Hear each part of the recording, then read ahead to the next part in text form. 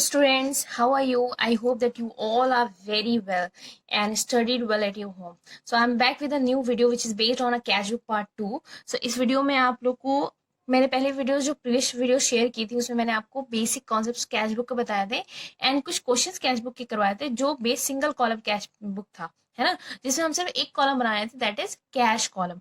आज हम इस वीडियो में दो कॉलम के साथ कैश बुक को बनाएंगे, that is cash book, cash column and bank column. ठीक है, इसको हम बोलते हैं डबल कॉलम कैश बुक, जिसके अंदर कैश बुक कैश कॉलम होता है और बैंक कॉलम होता है। मतलब जो ट्रांजेक्शन कैश में होते हैं वो कैश के अंदर जाते हैं और जो ट्रांजेक्शन बैंक से रिलेटेड होते हैं, मतलब कि पैसा बैंक में आ रहा हो जा रहा हो तो बैंक अकाउंट से जाते हैं। ठीक है, सो आज मैं उसके ऊपर एक क्वेश्चन करवाऊंगी। मैंने आप लोग को मतलब तो पहले ही बता दिया था, तो आज सिर्फ उसके ऊपर एक क्वेश्चन करवाऊंगी और उस क्वेश्चन को करते हुए आपको अच्छे समझ में आ जाएगा कि कैसे क्वेश्चन को हैंडल करना है। ठीक है, सो पहले मैं इस क्वेश्चन को रीड आउट कर देती हूँ आपके लिए एंड देन फिर इसके हम सोल्यूशन पे चलेंगे। और मैं आप लोगों से सिर्फ ये कहूंगी कि आप लोग स्क्रीनशॉट इसके क्वेश्चन का ले लें एंड वन बाय वन इस क्वेश्चन को समझें। सो यहाँ क्या लिखा हुआ है, enter the following transaction in the cash book with the cash and bank column. ठीक है, हमको कैश बुक बनाना है कैश और बैंक कॉलम के साथ।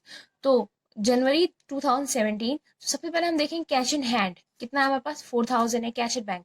ये हमारा बैलेंस बता रखा है कि पहले से हमारे पास पैसा कितना, पहले से हमारे बैंक में कितना पैसा है। सोल्ड गुड्स फॉर कैश, ठीक है, तो हमने सामान कैश में बेचा है। रिसीव फ्रॉम सुरेश, ठीक है, receive a cheque from Ravi and immediate deposited into bank. ठीक है, हमने अब इसमें मैं एक और चीज आप लोग को बता दूं कि कोई भी ऐसा ट्रांजेक्शन जिसमें कैश इन्वॉल्व नहीं है या बैंक का चेक इन्वॉल्व नहीं है तो ट्रांजेक्शन हम कैश बुक के अंदर नहीं लिखेंगे। ठीक है, इसमें से आप लोग की बात मैंने पहले ही बताई है।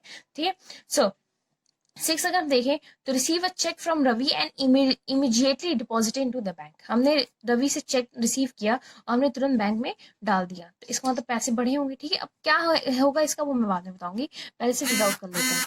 नाउ 7 अगर हम देखें तो salary paid to office staff by cheque. हमने क्या किया, सैलरी पे किया ऑफिस स्टाफ को चेक के थ्रू, मतलब कि बैंक से यहाँ ट्रांजेक्शन हो रहा है।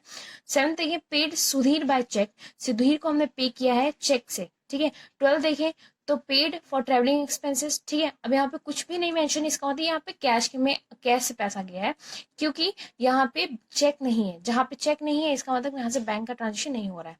15 देखें कैश परचेजेस, यहाँ पे हमने परचेज किसी किया है कैश से। 16 देखें कैश डिपॉजिट इनटू बैंक, ये स्टूडेंट्स कॉन्ट्रा एंट्री है। अब कॉन्ट्रा एंट्री क्या है वो मैं अभी बताऊंगी। वैसे कॉन्ट्रा एंट्री क्या होता है, कॉन्ट्रा एंट्री एक ऐसी एंट्री होती है जो एक ही ट्रांजेक्शन, एक ऐसा ट्रांजेक्शन जो एक ही बार में कैश बुक के दोनों साइड को अफेक्ट करता है, मतलब डेबिट साइड को भी अफेक्ट करता है और क्रेडिट साइड को भी अफेक्ट करता है।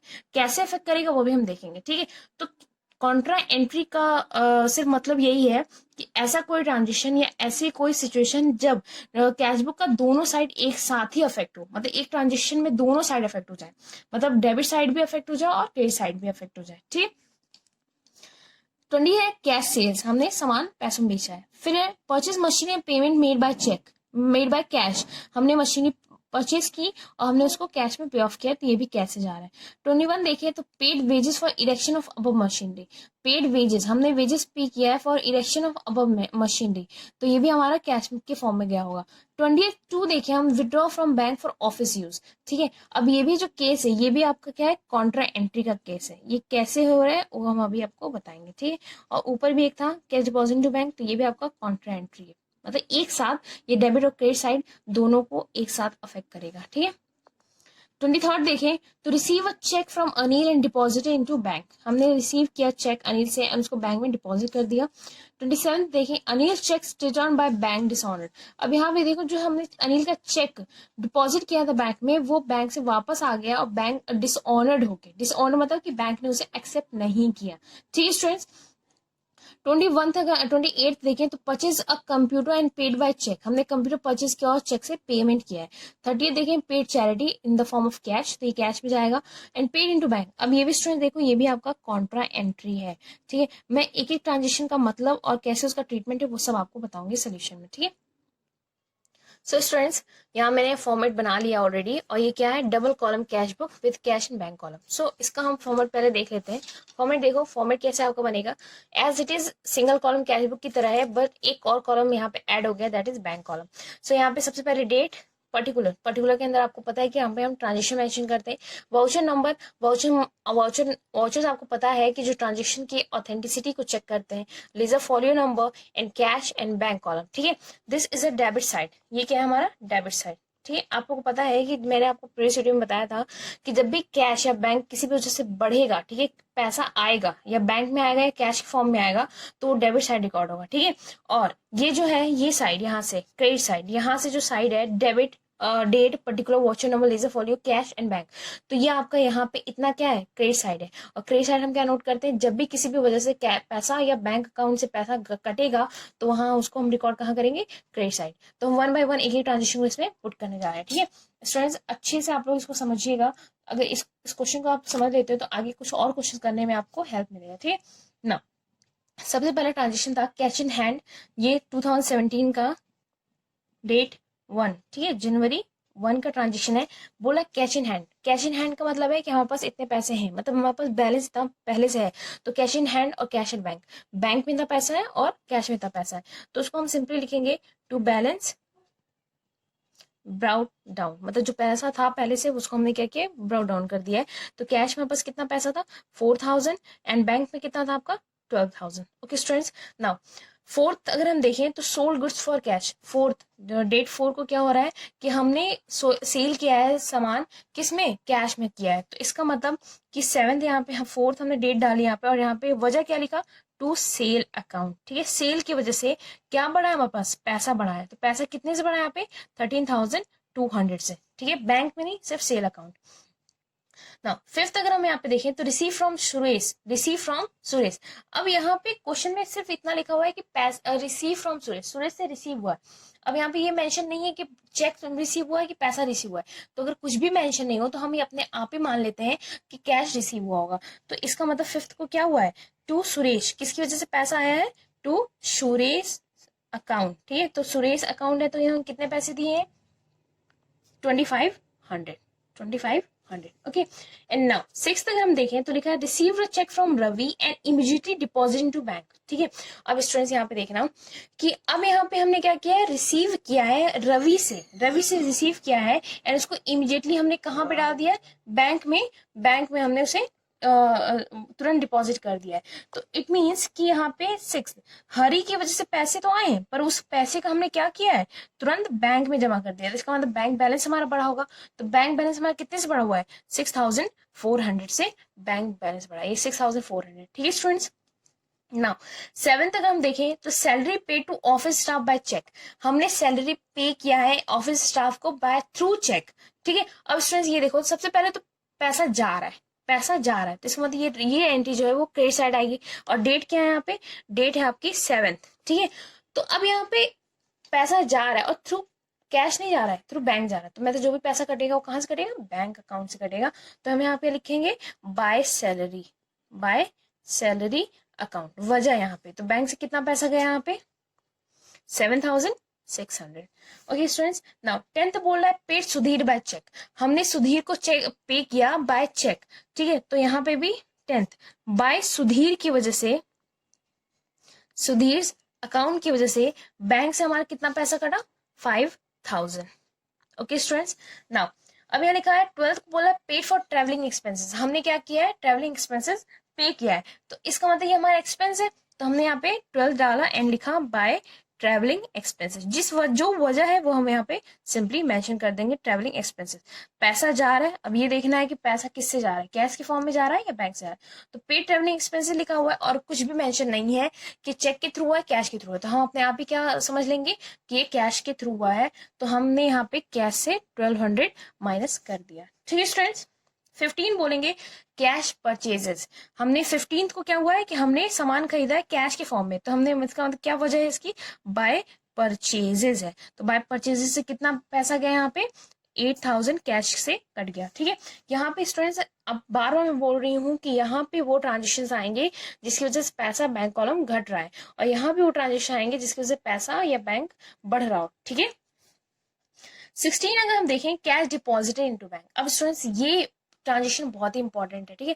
कैश डिपॉजिटेड इनटू बैंक, ये कॉन्ट्रा एंट्री, कॉन्ट्रा एंट्री जैसे मैंने बताया कि एक ही ट्रांजेक्शन ऐसा हो कि डेबिट और क्रेडिट दोनों एक साथ अफेक्ट कर रहा हो, है ना। तो अब यहाँ पे देखो, सबसे पहले तो यहाँ पे हम डालते हैं 16th डेट, यहाँ पे डाल देते, तो कैश डिपॉजिट किया हमने बैंक में। अब यहाँ याद रखना, जो कैश हमने डिपॉजिट किया वो पैसा कहाँ का, ऑफिस का, और वही ऑफिस का पैसा हमने बैंक में जमा किया, अपने पर्सनल बैंक में नहीं, ऑफिस का जो बैंक है वहां पे हमने जमा किया है।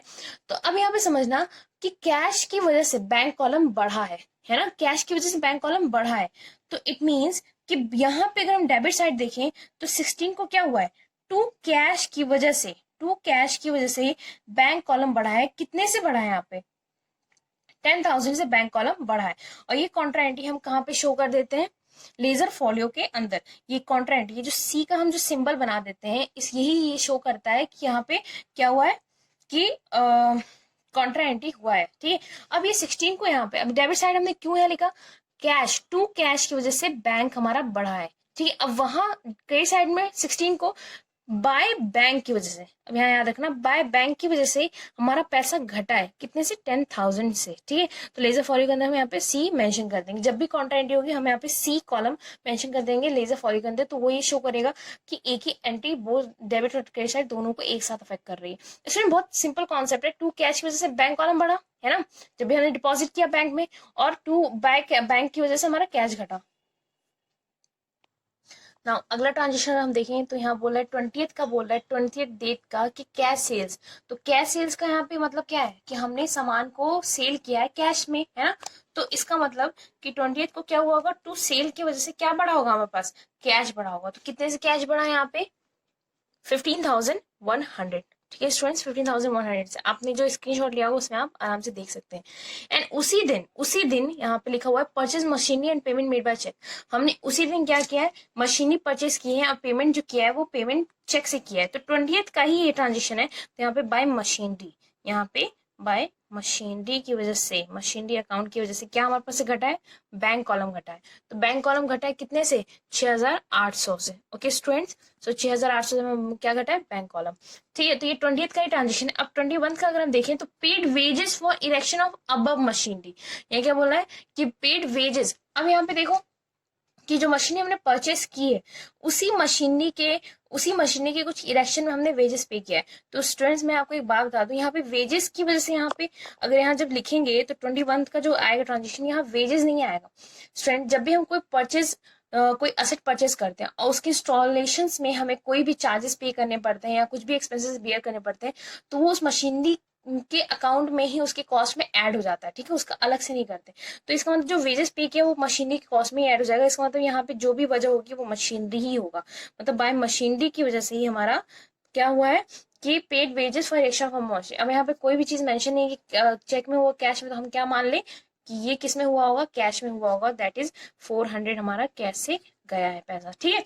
नाउ 22 अगर हम देखें तो withdraw from bank for office use. अब यहाँ स्टूडेंट देखना, ये भी कॉन्ट्रा एंट्री है। हमने बैंक से विड्रॉ किया पैसे ऑफिस यूज के लिए, मतलब बैंक से अपना ही वो बैंक वहां से पैसे आए ऑफिस यूज के लिए। मतलब कि अब यहाँ अगर हम देखें तो 22 में क्या हो रहा है, बाय कैश, कैश की वजह से, कैश की स्टूडेंट समझना, बाय कैश की वजह से क्या घटा होगा भैया, पैसा हम कहाँ से निकाल रहे हैं, बैंक से। तो बैंक से पैसा निकाल रहे हैं तो इसका मतलब बैंक घटा होगा, किसकी वजह से, कैश की वजह से, कैश निकाला ना। तो अभी कॉन्ट्रेंट यहाँ पे शो भी कर देंगे और वही चीज सेम एज इट इज आ जाएगी कहाँ पे, 22 को यहाँ पे क्या आ जाएगा, टू बैंक की वजह से। यहाँ पे किस वजह से बढ़ रहा है, टू बैंक अकाउंट की वजह से हमारा क्या बढ़ रहा है, कैश बढ़ रहा है, कितने से, 7,500। और यहाँ पे हम सी का सिंबल बना देंगे, ये हमारा कॉन्ट्रेंट ही शो कर रहा है। तो देखो एक ही साथ 22 को क्या हो रहा है, टू बैंक की वजह से कैश हमारा बढ़ रहा है और बाय कैश की वजह से हमारा बैंक घट रहा है, ये बैंक कॉलम में गया है, ठीक है। नाउ 23rd बोल रहा है receive a cheque from Anil and deposit into bank. हमने चेक रिसीव किया है अनिल से और तुरंत उसे डिपॉजिट कर दिया है बैंक में। ओके स्टूडेंट, तो हम यहाँ पे क्या करेंगे, 23rd का अगर हम देखें तो टू अनिल्स अकाउंट, ठीक है, और हमारे बैंक में बढ़ जाएगा कितने रुपीज, 4,600 ना। अब यहाँ पे देखो 27 बोल रहा है जो अनिल का चेक हमने डिपॉजिट किया यहाँ पे, वो अनिल का चेक बैंक ने वापस कर दिया, ये कह के वो चेक डिसऑनर्ड हो गया है। तो डिसऑनर्ड का मतलब क्या होता है कि बैंक ने वो चेक एक्सेप्ट ही नहीं किया, है ना। तो इसकी ट्रीटमेंट कैसे होगा। अब यहाँ देखो कि अनिल वो पर्सन थे जिस वजह से हमारा बैंक कॉलम बढ़ा था, तो अब सेम अनिल ही वो पर्सन होंगे जिनकी वजह से हमारा बैंक वापस घट जाएगा। हमने तो पैसे बढ़ा दिए पर बैंक डिसऑनर कर दिया उस चेक को, ठीक है। तो हमने क्या किया, फिर अनिल की ही वजह से एंट्री क्या हो जाती है, उल्टी हो जाती है। पैसा हम जमा करेंगे तो बैंक कॉलम में बढ़ जाएगा और जब डिसऑनर हो जाएगा तो वही हम बैंक कॉलम घटा देंगे। तो यहाँ पे क्या हो रहा है कि 27 को क्या हो रहा है, बाय अनिल की वजह से, बाय अनिल अकाउंट की वजह से क्या हो रहा है, हमारा 4600 क्या हो रहा है कि डिसऑनर्ड होके घट गया पैसा, ठीक है स्टूडेंट्स। नाउ अगला ट्रांजेक्शन हम देखें तो purchase a computer and paid by cheque. हमने कंप्यूटर परचेज किया और उसको पे कैसे किया, चेक के थ्रू, है ना। तो चेक के थ्रू पे किया, दैट इज 28, है ना। तो बाय कंप्यूटर, तो हमने कंप्यूटर पे और पेमेंट कैसे किया, चेक के थ्रू। तो हम यहाँ पे बैंक कॉलम हमारा 8000 से घट गया। अब अगर हम 30th देखें तो 30th बोल रहा है पेड चैरिटी। तो पेड चैरिटी, अब यहाँ पे कोई भी चीज मेंशन नहीं है तो इट मीन्स कि हम क्या मान लें कि यहाँ कैश के फॉर्म में दिया होगा। तो हम यहाँ पे 30 में लिख देंगे बाय चैरिटी, चैरिटी एंड 120 आपका कैश से जाएगा। ओके स्टूडेंट्स, नाउ 31st अगर हम देखें 31st, तो 31st में बोला पेड इनटू बैंक। अब यहाँ फिर से वही कॉन्ट्रा एंट्री है। पेड इनटू बैंक का मतलब क्या है कि कैश हम बैंक में पे कर रहे हैं। तो स्टूडेंट्स अगर हम यहाँ देखें तो 31st में यहाँ पे क्या होगा, बाय बैंक की वजह से, बाय बैंक की वजह से हमारा ये कॉन्ट्रा बाय बैंक की वजह से क्या घट रहा है, कैश घट रहा है। कितने से, 12,000 से घट रहा है, ठीक है। और 31st को अगर हम यहाँ पे देखें तो टू बैंक की वजह से, सॉरी, टू कैश की वजह से, कॉन्ट्रेंडी है, टू कैश की वजह से हमारे पास क्या बढ़ रहा है, बैंक बढ़ रहा है 12,000 से। तो ये भी हमारी क्या है, कॉन्ट्रा एंट्री है। तो कॉन्ट्रा एंट्री का मतलब, कॉन्ट्रा एंट्री से तीन ही सिचुएशन में होगा, जब भी हम ऑफिस का पैसा बैंक में जमा करें, या बैंक का पैसा ऑफिस में लेके आए, या फिर हम वापस उसमें जमा ऑफिस का पैसा हम बैंक में जमा करें। तो ये तीन सिचुएशन ऐसी है जब कॉन्ट्रा एंट्री होंगी, ठीक है स्टूडेंट्स। सो स्टूडेंट्स, हमने सारे ट्रांजेक्शन यहाँ पे पास कर दिए जितने भी ट्रांजेक्शन है। अब आप यहाँ पे देख सकते हो यहाँ पे स्पेस कम पड़ गई है, तो मैंने क्या किया है कि नेक्स्ट पेज में दोबारा इसका फॉर्मेट बनाया है, इसकी अब टोटलिंग करेंगे, ठीक है। अब सिर्फ यहाँ पे बाकी रह गया टोटलिंग। टोटलिंग कैसे होगी वो हम नेक्स्ट पेज पे देखेंगे, ठीक है। यहाँ स्पेस कम पड़ गया है। सो हम यहाँ पे टोटलिंग करेंगे, तो आप जब हम टोटलिंग करेंगे तो यहाँ पे क्या करना है आपको कि आप यहाँ पे एक ये बनाओ, एंड आप यहाँ पे भी कैश है बैंक का ये ड्रॉ कर दो, ठीक है। अब यहाँ पे देखो, आप यहाँ पे कि अब हम क्या टोटलिंग करेंगे, वो जो सारे ट्रांजेक्शन थे, तो अब सबसे पहले हम क्या करते हैं, बैंक का टोटलिंग करते हैं। तो जब हम बैंक की टोटलिंग करेंगे तो आप सारे जितने भी बैंक के अंदर ट्रांजेक्शन गए, क्रेडिट साइड और डेबिट साइड, तो अगर हम देखें तो बैंक का क्या हुआ था कि बैंक का टोटल आया था 45,000, ठीक है। कहाँ का, डेबिट साइड का, ठीक है। 45,000 आया था।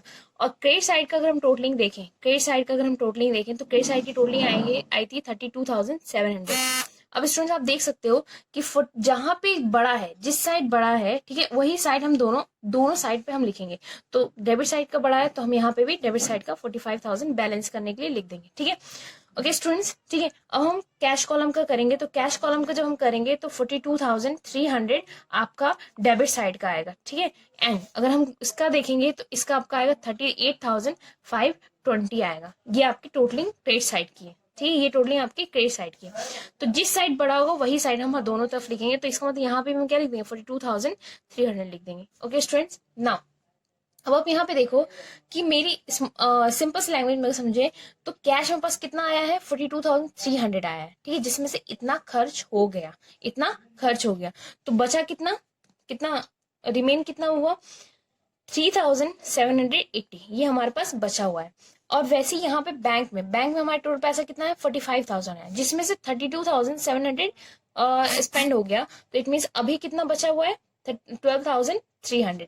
ये हमारा क्या है, बैलेंस सीडी। बैलेंस सीडी मतलब बैलेंस कैरेड डाउन, जो हम नेक्स्ट जब नेक्स्ट क्वेश्चन करेंगे या नेक्स्ट कैश बुक जब हम बनाएंगे, ठीक है, तो हम उसमें ये बैलेंस फॉरवर्ड ब्राउट फॉरवर्ड कर देंगे। इसका मतलब कि आप सिंपल सी लैंग्वेज में इतना समझो कि कैश हमारे पास 42,300 आया था और बैंक के पास, हमारे बैंक के अंदर कितने पैसे है, 45,000, इतने खर्च हो गए तो इतने बच गए। इसको हम लिखते क्या है, by balance carried down, by balance CD. Okay students, अब डेट का यहाँ पे ये है कि डेट किस दिन, तो जिस महीने में ये हो रहा है उस महीने की लास्ट डेट को हम यहाँ पे लिखते हैं, दैट इज 31st को होगा, ठीक है। अगर 30th है तो 30th को, मतलब कि लास्ट डे पे हम इसको यहाँ पे कैरी डाउन कर देते हैं। अब नेक्स्ट, अगर नेक्स्ट महीने अगर हम कैश बुक बनाएंगे तो हम ये बैलेंस को ब्रॉड फॉरवर्ड कर देंगे, ठीक है, ब्रॉड डाउन कर देंगे कि हाँ इतना पैसा हमारे पास बचा था। सो आज के स्टूडेंट सिर्फ इतना ही, एंड आई होप कि डबल कॉलम कैश बुक आपको अच्छे समझ में आया होगा। एंड कुछ और क्वेश्चंस आप लोग को प्रॉब्लम होगी तो मैं आगे कुछ और क्वेश्चंस लेके आऊंगी जिसमें जीएसटी और जीएसटी भी आ जाएगा। एंड सिर्फ आज के लिए इतना ही, और पूरी उम्मीद है कि आप लोगों को समझ में आया होगा, और इस वीडियो को देखिए, अच्छे से समझिए और कुछ क्वेश्चंस करिए आगे। Okay students, and please like share and subscribe, and कोई भी क्वेरी है तो आप लोग मुझसे पूछिए कमेंट करके। Okay students, thank you.